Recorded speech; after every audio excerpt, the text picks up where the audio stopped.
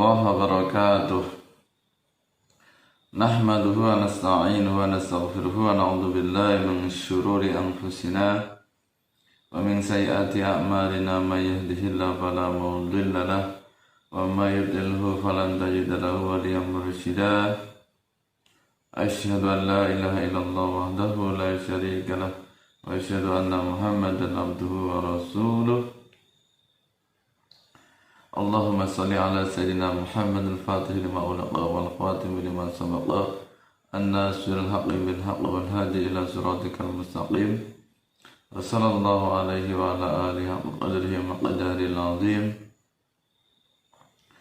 Para alim, para ulama, para guru, para kiai, teman-teman santri, sahabat-sahabat semuanya, sahabat-sahabat Aswaja dimanapun berada, teman-teman apapun aktivitasnya, mudah-mudahan aktivitasnya diberikan kelancaran oleh Allah Subhanahu wa Ta'ala. Mudah-mudahan Anda semuanya diberikan rezeki yang halal dan thayyibah, rezeki yang berkah. Semua hajatnya dikabulkan oleh Allah Subhanahu wa Ta'ala dalam keadaan sehat walafiat, tiada kekurangan sesuatu apapun. Alhamdulillah pada kesempatan ini kita bisa bertemu kembali. Mudah-mudahan kehadiran Anda semuanya tercatat sebagai pahala, mendapatkan ridho dari Allah Subhanahu wa Ta'ala. Pada kesempatan ini kita akan membahas tentang Kitab Ar-Ruh. Kitab Ar-Ruh ini adalah karya dari murid Ibnu Taimiyah, yaitu Ibnu Qayyim Al-Jauziyah. Kita tahu Ibnu Taimiyah ini adalah panutan dari kelompok Salafi Wahabi. Walaupun beliau Ibnu Taimiyah yang Salafi Wahabi menggelari sebagai Syekhul Islam, karena dikatakan sebagai syekhnya umat Islam, Ibnu Taimiyah ini juga memiliki kontroversial. Walaupun menjadi rujukan kelompok Salafi Wahabi, tapi terkadang kelompok Salafi Wahabi tidak konsisten. Artinya mengambil atau merujuk pendapat dari Ibnu Taimiyah yang sesuai dengan selera mereka, sesuai dengan pemahaman mereka, sesuai dengan pola pikir mereka.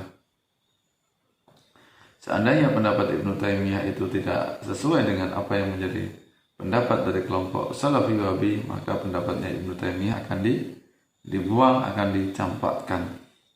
Ya, betapa banyak pendapat Ibnu Taimiyah yang sebagian diambil oleh kelompok Salafi,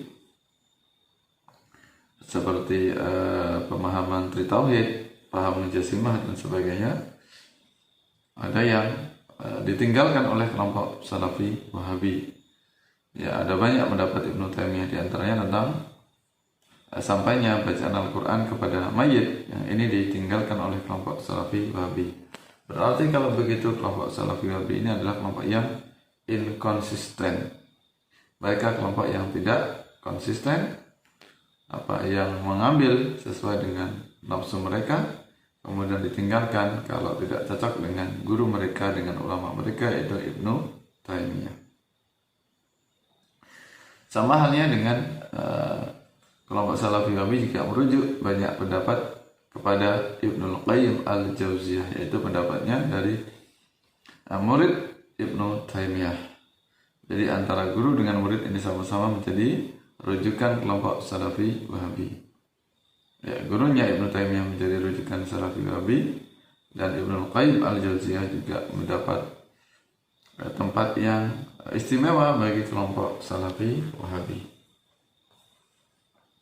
Nah, ini ada yang disembunyikan oleh kelompok Salafi Wahabi berkaitan dengan pendapat dari Ibnu Qayyim Al-Jauziyah di dalam kitab beliau yang bernama adalah Kitab Ar-Ruh.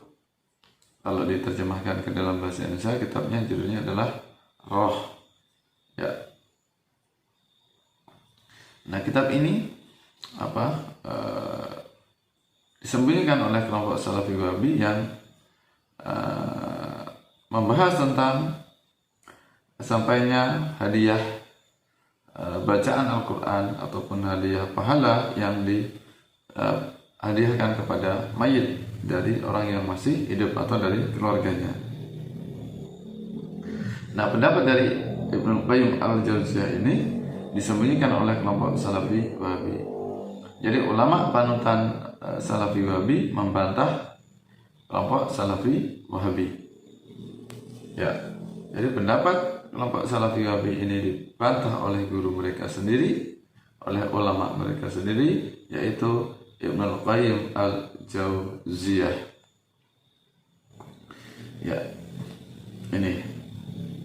ini pendapat dari Ibnu Qayyim al-Jauziyah yang disembunyikan atau diingkari oleh kelompok Salafi Wahabi, sehingga kelompok Salafi Wahabi ini kerap gelap mata menyerang secara serampangan tanpa ilmu kepada kelompok Aswaja atau kelompok Nahdlatul Ulama yang biasanya tradisi mereka adalah mengirimkan bacaan Al-Quran, bacaan Al-Fatihah dan sebagainya kepada orang yang sudah meninggal atau kepada mayit.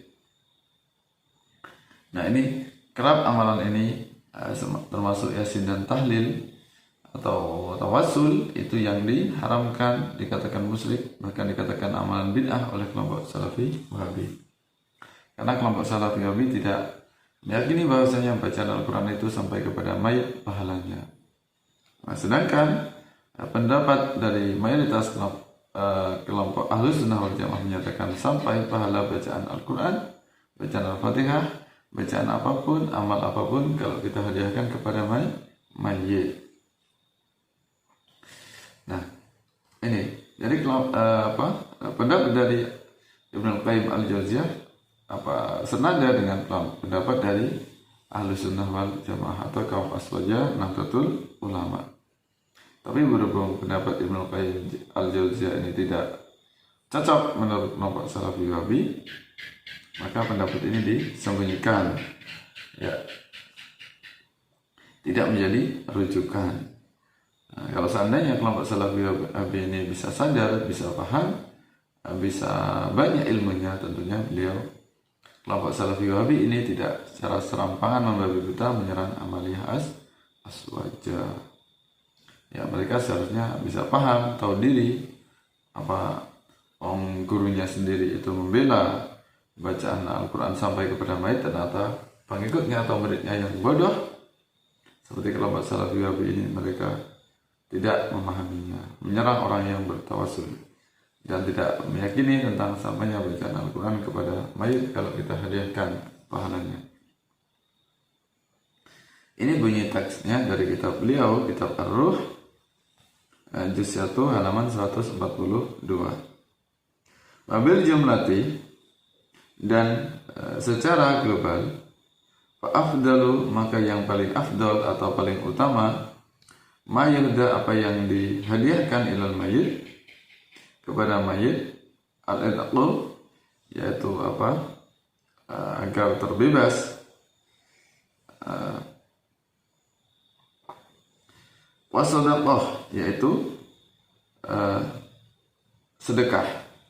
Jadi ketika kita bersedekah kepada mayit, orang tua kita misalnya, anggota keluarga kita, pahalanya kita sampaikan kepada mayit, orang yang sudah meninggal, maka pahalanya itu sampai. Wal istighfar, dan bacaan istighfar atau bacaan wirid-wirid apapun itu, kalau pahalanya kita sampaikan kepada mayit, maka pahalanya sampai.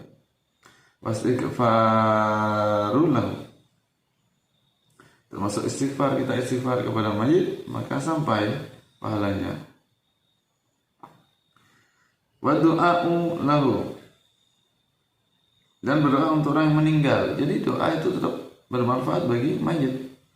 Tentang pahala atau surga dan neraka itu urusan Allah. Tapi ketika kita mendoakan orang yang sudah mati, maka pahalanya atau apa yang kita doakan itu sampai, akan memberikan manfaat bagi mayit. Nah, ketika kita mendoakan agar diampuni, ya insya Allah atas izin Allah bisa diampuni.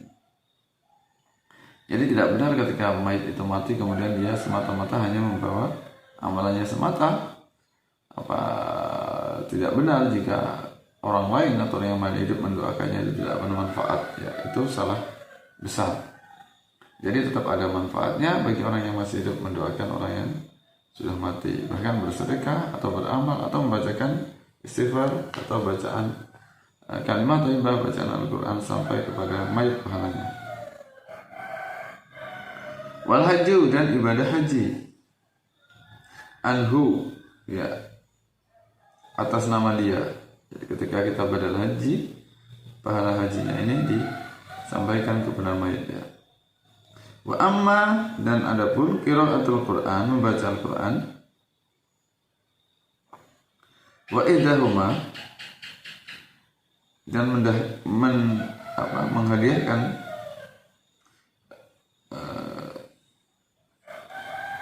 lahu kepadanya, kepada mayit, tatawuan bighairi ajratin. Tatawuan ini adalah sesuai dengan sukarela, artinya tanpa paksaan. Bighairi ajratin, ya, tanpa imbalan, artinya adalah tanpa berharap apapun, artinya ikhlas ketika kita mendoakan orang yang sudah mati. Fahadha yasilu ilaih, maka ini sampai kepada mayit, kepadanya. Kama yasilu, sebagaimana juga sampainya sawabus shaumi, ya, pahalanya shaum, yaitu puasa, wal hajj, dan ibadah haji. Kitab Ar-Ruh Ibnu Al-Qayyim Al-Jauziyah juz 1 halaman 142. Nah, ini dalil ini seharusnya kelompok Salafi Wahabi bisa melek, bisa membuka hatinya, membuka matanya untuk menerima hidayah dari Allah Subhanahu wa taala.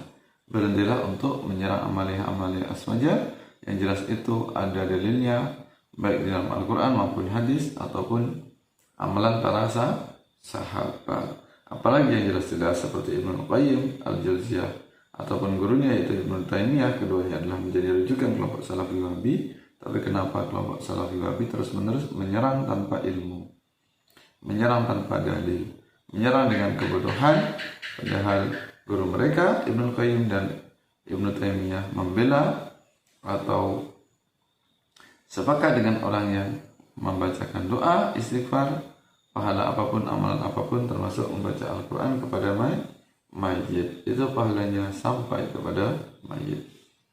Ya, ini. Nah, jadi jelas bahwasanya kebohongan kelompok Salafi Wahabi maka mudah untuk kita patahkan, mudah untuk kita bantah. Apalagi yang mereka sembunyikan tentang sampainya bacaan Al-Quran kepada mayit, pahalanya di dalam kitab Ar-Ruh. Ini jelas gamblang dikupas tuntas oleh Ibnu Qayyim Al-Jauziyah. Mudah-mudahan apa yang saya sampaikan memberikan manfaat. Kelompok Salafi Wahabi bisa sadar, bisa berdamai, bisa membuka hatinya sehingga mereka mendapatkan hidayah dari Allah Subhanahu wa taala. Amin ya rabbal alamin. Mohon maaf apa yang saya sampaikan mungkin banyak khilaf, banyak kesalahan. Sampai bertemu dalam kesempatan yang lain. Jika sahabat teman-teman semuanya memiliki pendapat, memiliki rujukan atau ingin menyampaikan, silakan disampaikan di kolom komentar. Wallahu a'lam bishawab. Wallahu muwaffiq ila aqwamit thoriq. Wassalamualaikum warahmatullahi wabarakatuh.